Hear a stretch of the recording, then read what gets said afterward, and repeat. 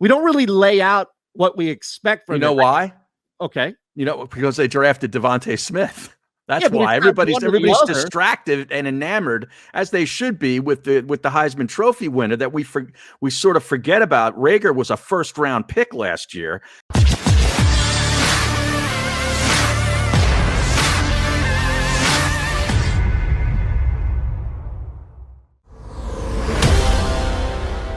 Text. He is. Yes. Now, I'm reading Jimmy Kempski here. You talked about Jalen Reagor getting an earful from the head coach, Nick Sirianni, today.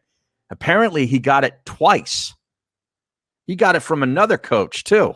Really? Yes. A position coach, I assume? Kevin Patullo reamed him out first before Sirianni came over and gave it to him. So Sirianni came in from the top rope after he had already been body slammed by Kevin Patullo. Yep. How about that? Absolutely. Piling on. This is amazing now that Reagor is the focus of what was happening. Was he dropping foot? Do we know what led to this? At least with the Ralph Vacchiano tweets, we knew exactly what happened with the see, now I get animated again. I'm going to get a text from Ron. I got to put this mic back. I apologize. But we know exactly what happened. Right. Yeah, no, I don't know. I don't know. I mean, Sirianni was a wide receivers coach. That's how he earned his bones. So, maybe that particular position, it's sort of like, Saban with the defensive backs. Like, he coaches the defensive backs. Like, that's his thing. Yeah. Even though he's the head coach. So Sirianni's going to be, he's sort of like a quasi head coach, wide receivers coach too. So I think he's going to be really hard on. I like the fact that he's riding this guy. Yeah. This guy needs a big year. He does, and I don't know what the expectations are.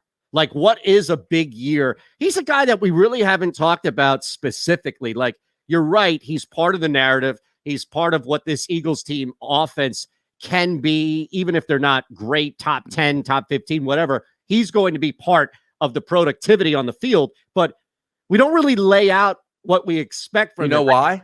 Okay. Because they drafted Devontae Smith. That's why everybody's distracted and enamored, as they should be, with the Heisman Trophy winner that we sort of forget about. Reagor was a first-round pick last year that was picked instead of Jefferson. Correct. Okay, so this guy, I mean, he can't help that Jefferson was still on the board. That's not his fault. But there's a lot riding, I think, on this kid this year to really sort of prove, like, hey, he was worthy of a first-round draft choice. Now, what does that translate to in numbers? Yeah. I mean, I would say, what would you say, 4 or 5 touchdowns? I don't know. 600 some yards. Would that be acceptable? Not really. Not when Justin Jefferson's going to light it up for maybe double that. Yeah, I know, but I think Devontae Smith is the number one target here. But would that be a baseline, like where you'd be like, okay, is that where we start? Like, I can't expect this guy to go out there and have, 10, 11, 12 touchdowns. That's to me unreasonable. Yeah, I agree. But I think that you have to ramp up. Well, see, here's the thing. Does he get, I hate to use the term pass because it's not going to be a pass, but does he get a year of a learning curve like everybody probably should with a new offense, new coach, new system, all of this? Right? I mean, like, is it not unfair / hypocritical to lower the bar entirely for the offense and the team as a result, but still have such a high bar for Jalen Reagor? Right? Doesn't that make sense? Yeah, it does. I see what you're saying. But, I mean, 4 or 5 touchdowns, is that too much to ask? No, I think that's a sweet spot right there. But again, it's going to look, everything is comparative by nature, right? So a good year for Jalen Reagor, meaning like a good year individually for Jalen Reagor, is not going to match up with a good year for Jefferson. Yeah. No, I agree with that. Yes, but there are a lot of people that will expect, or they'll at least limit this conversation, the parameters of it right now, and say, well, 5 touchdowns isn't going to get you Jefferson productivity. He's not going to get productivity. Which is why they should have taken Justin Jefferson. But No, if you're expecting that, I think you're going to be sorely disappointed. Yeah. All right, let's just look at him because I forgot how much he had. All right. He had 7 touchdowns last year, did Jefferson. 88 catches, so a lot of productivity. 1,400 yards. That's a lot. Yeah. I mean, that offense was top 10. Yeah, 2 top 10 receivers, at least from a DFS standpoint. Mm-hmm. I mean, that yeah. Wow. Yards per reception, almost 16, 15.9. Yep. 16.9? Yeah, 16.9. 15.9. I'm sorry, 15.9. Okay. Almost 16. Almost 16. Still, it's it's a hefty number. Yeah. Woo. 125 targets. He caught 88 balls, was targeted 125 times as a rookie. You'll never get that from Jalen Reagor. Yeah. Ever. Which is okay, though. Yeah, Bruder's right on the stream. Reagor won't be at 1,400 yards after 2 years. Yeah. Probably. But look, I think that if we have hindsight here, it's about knowing what happened with Brandon Graham and how for years a lot of people in this city just simply ignored the talents of Brandon Graham because he wasn't a safety.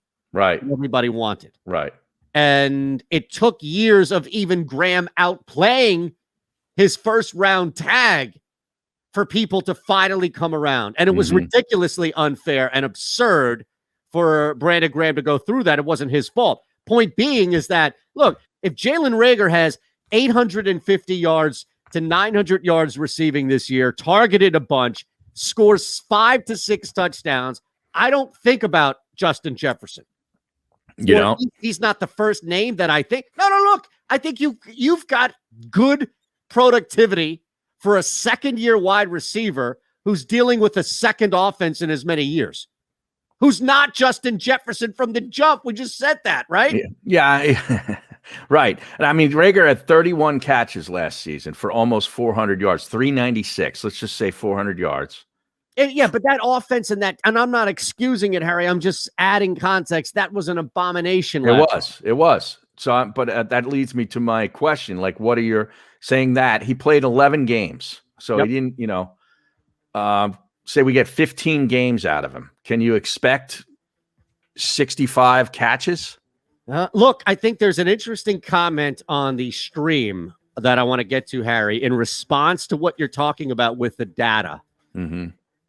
No Brooks. Maybe Culver can step in. Maybe we can call in the righty and he can hit us up with a fake news because I know that's something he was missing a ton on vacation back in 3 on Sportsnet.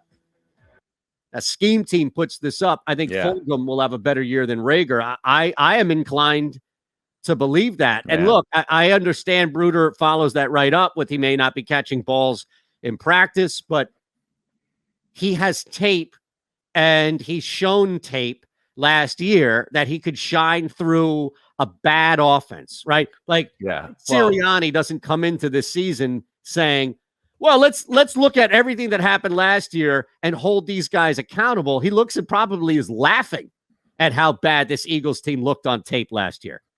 Yeah, I mean, Fulgham had 38 catches. I'm going to say most of those were in his first couple of games. He got out to a big start.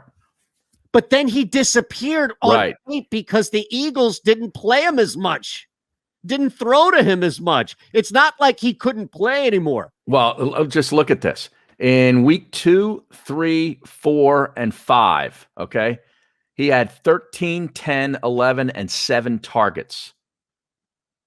10, 6, 5, 6 receptions. He had 152 yards, 75 yards, 73 yards, 78 yards, and then he disappeared.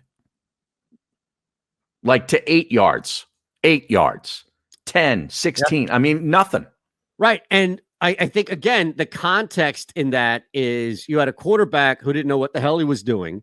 You had a backup quarterback who was really shaky after his first start and a half, if you will.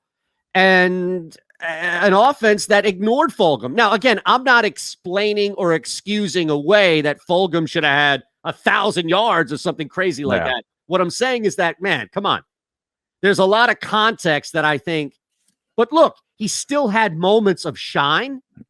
And that's Yeah. where I think he comes back as also, here's another thing we have to factor in. Fulgham stepped into the role that Devontae Smith left open with the injury. Yeah. Either that Already or out there on the field.